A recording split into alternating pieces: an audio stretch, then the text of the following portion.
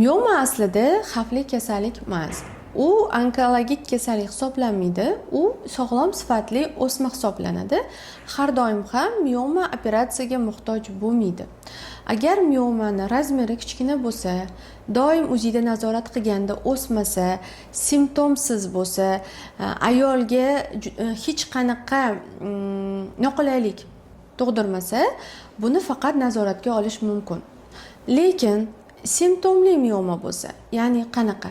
Qon ko'p ketsa, buni natijasida gemoglobin tushib ketib anemiya bo'lsa, yoki kuchli og'riq bo'lsa, yoki razmeriga qarab, uni joylashgan joyiga qarab atrofdagi organlarni essa, ya'ni bosim bo'lsa, bunaqa juda ham ko'p qon ketsa, agar bepushtlikka ta'sir qilayotgan bo'lsa, ya'ni bachadon shilliq qavatidan o'sadigan mioma bo'lsa, albatta operatsiya qilish kerak. Uni olib tashlash kerak.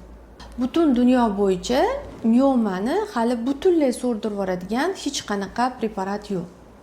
Uni faqat kuzatiladi, simptomga qarab davolanadi, ko'riladi. Davolanish deganda taktika yoki operatsiya qilinadi yoki doimiy kuzatuvda bo'ladi.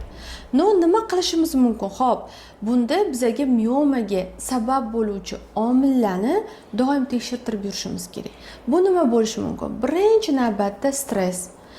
Stress bo'lgan joyda doimiy o'sma kasalliklar bo'lishi mumkin. Stress qanaqa stress? Birinchi navbatda bizda bu ayollik organi. Ayollik organi bor joyda inson, ayol kishi ayollik fitratidan chiqqanida, ya'ni ayol o'zini ayolligini his qilmaganda, erkak kishiga bo'lgan nafrati bo'lganda yoki qaynotasiga bo'lgan bo'lishi mumkin, kimlardadir adasiga bo'lgan nafrat bo'lsa, bunaqa ayollarni birinchi ta'sir qiladigan o'zak organi bu matka va ko'krak bo'ladi.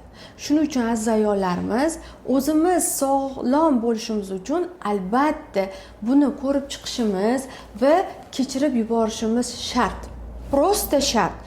Qancha biza kechira olmasak, aytishingiz mumkin, voy meni uradi, yo'q menda mana bunaqa bo'lgan, yo'q siz tushunmaysiz deyishingiz mumkin. Lekin tushunib turibman, lekin bizani stressga olib keluvchi faktorlar, bizani o'sma kasallikka olib keluvchi faktorlarni eng kattasi bu uzoq muddat g'ijimlab, ezmalab, o'zimizni nima deydi, yog'imizda qo'rilgan stresslar. Bu stresslar bizga kortizolni oshiradi. Kortizol oshdi degani ayol kishini hamma gormonlari rasvo bo'ldi degani. Ya'ni buzilib ketadi. Uni biza to'g'rilab boramiz, siz bu yoqdan stress qilaverasiz, keyin tuzalmaysiz. O'shaning uchun birinchi navbatda stressni kamaytirish kerak. Ya'ni tashqi muhitga, erkak kishiga muhabbatni, yaqin insonlarga muhabbatni oshirishimiz kerak. Shundagina miomalarning o'sishi to'xtaydi. Stress tashqi tarafdan keladigan faktorlar to'xtagandan keyin bizda bu yoqda gormonal fonlar yaxshi bo'ladi.